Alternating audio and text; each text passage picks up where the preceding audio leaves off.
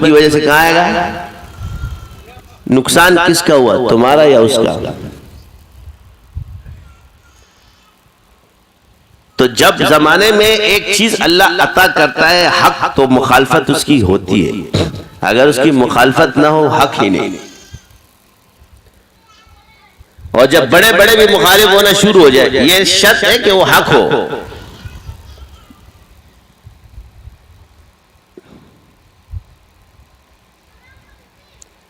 तो हमने क्योंकि एक ही चीज सीखी है कि यार इतने लोग गलत जगह पे मुत्तफिक नहीं होते थे, तो इसका जवाब ये है कि एक दलील भी सारे उलमा पे भारी होती है। अगर उसकी दलील ऐसी बड़ी हो जाए कि वो सबको पीछे छोड़ दे, तो फिर ये सारे इसके सामने क्या है। यही तो इमाम अबू हनीफा रहमतुल्लाह अलैह के बारे में भी होता था।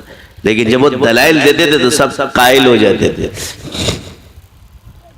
यही तो इमाम बुखारी रहमतुल्लाह अलैह के खिलाफ भी थे, मगर वो सारी उलमा की जमात जब उनके सामने आजिज आ गए, उसका क्या कहोगे?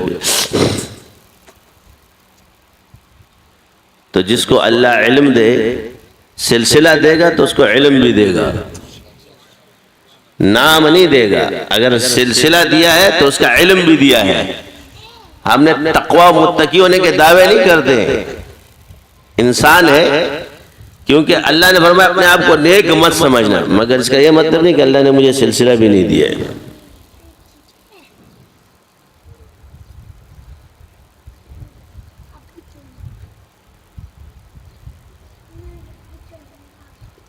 कितने लोग ऐसे हैं जी, खैर का काम हो रहा है, मेरे तकारीर कब से सुन रहे हो? अगर मेरी बात में कमजोरी होती तो आज तक तुम्हारे इतने पड़पड़े आ चुके होते, मगर तुम्हारे लोग कुफर बक चुका है उनके खिलाफ, तो तुम्हारी एक बात भी नहीं आई है। अब कुरान तो अल्लाह का कलाम है, चलो मैं तो आमिल हूं, बकौल तुम्हारे अमलियात में बड़ा माहिर है, तो आमिल को तो तुम लोग जादूगर भी बोल देते हो। तो अब एक कुरान रह गया तो उसको भी तुमने आमिल बना दिया। अब तुम्हारे पास क्या रहा?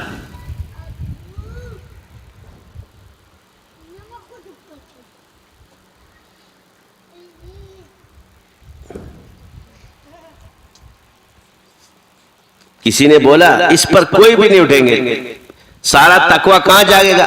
वीडियो बनानी चाहिए कि नहीं बनानी चाहिए, उस पे इजलास हो रहे होंगे। इस पे आज तक आपका इजलास नहीं हुआ कि इतनी बड़ी वीडियो शाया हो गई, इसको समझो। हमारी तो नहीं मानता, तुम्हारी तो मानता है ना।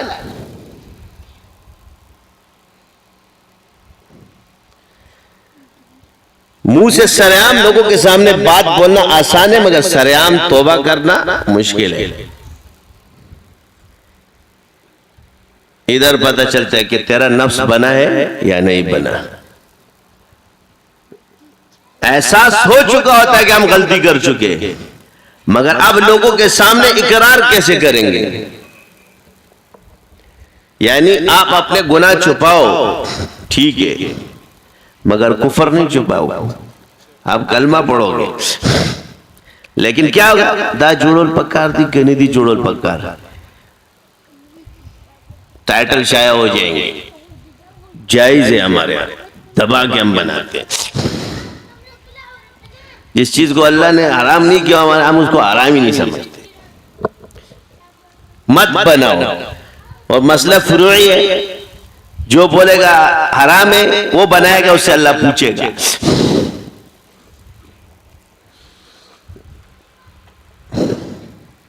वही जवाब देगा, तुम्हें टेंशन। मुझे कहते कि आप क्यों ऐसा करते हो? मैंने कहा तुम लोगों को गुनाह से बचाने के लिए, क्योंकि तुम इसको नाजायज नाजायज बोलेंगे, तुमको कहेंगे तुम्हारे मौलवी इसको हराम भी बोलते हो, वीडियो पे भी आते हैं, तो तुम तो सरेआम गुनाहगार हो रहे हो सारे। फिर तुम पे तुम ये थोड़ी है कि तेरी वीडियो बन रही हो तो उसको नाजायज और हराम समझो, फिर तेरी वीडियो भी आ रही है, तो इससे तो आपका तकवा चला गया। आप तो मुत्तकी अब नहीं रहे, सरेआम सब जगह मौजूद है, तो हम तो जायज समझते हैं, हमारा तकवा थोड़ी टूटेगा। जो नाजायज समझेगा उसका तकवा टूटेगा, जो जायज समझेगा उसका तकवा थोड़ी टूटेगा।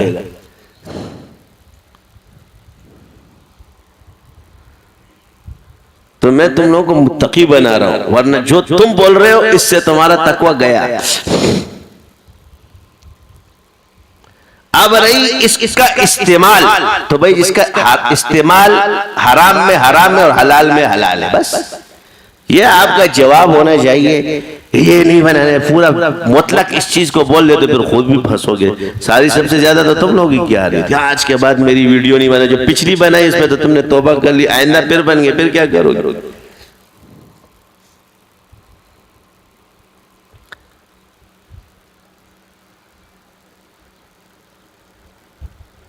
तो तसव्वुफ ने क्या किया, आप लोगों को नक्शबंदी शादी क्या कर रहे कि गुनाहगार नहीं हो जाए बुजुर्ग। क्या हो जाए, कम से कम हम जायज समझेंगे तो तुम लोग तो बच जाओगे, पटरी इधर आ जाएगी। अब अल्लाह को जवाब हमने देना ना, तुमने तो नहीं देना, तुम छोड़ दो हम दे देंगे।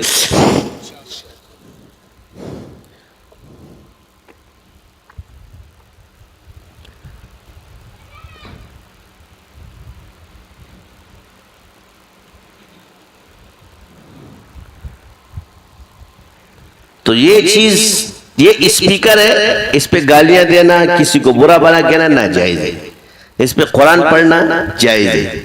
कैमरे पर नामहरम की तस्वीरें लेना, उसको शाया करना, उस औरत को हराम है। वैसे भी हराम है उसको देखना, ये भी हराम है। इसका इस्तेमाल इधर हराम है। इस पे क्या बनाना, गाने बजाने की महफिल दिखाना, ये इस पर हराम है। ठीक है, नाजायज है ये, इस पे नाजायज है। हम लेकिन इस पे कुरान, इस पे हदीस, उलमा की तकारीर शाया करने इसमें जायज है।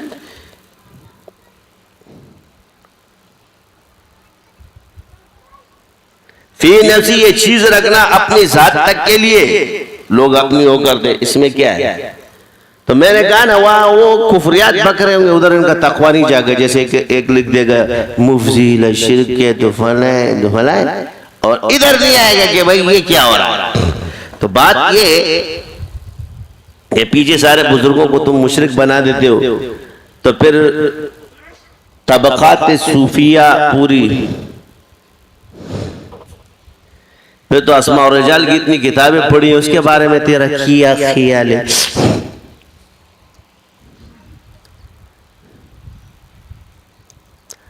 तो ये छोटी छोटी बातें लोग करते हैं, ज्यादा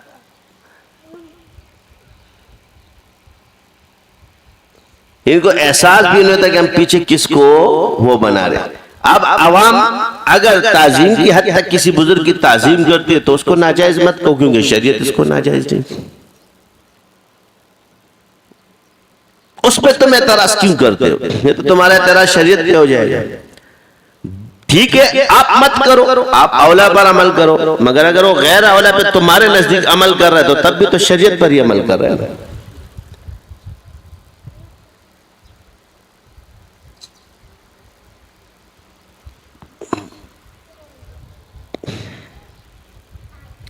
अब अगर इन चीजों को देखा जाए तो सबसे ज्यादा अगर उलमाए हक किसी चीज का वार ना समझे या लड़ाई ना समझे, आप छोड़ दो इन चीजों को, कोई आले हक आलिम ना आए, बिल्कुल वो अपने कमरे से बाहर ही ना निकले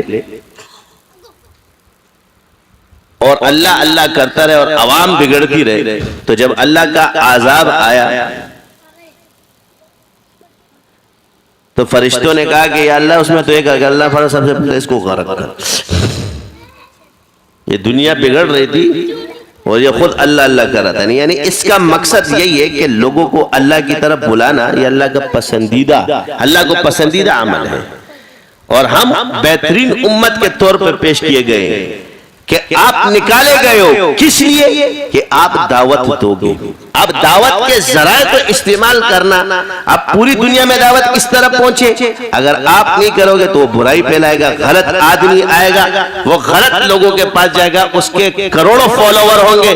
आप इस चीज को नहीं समझते।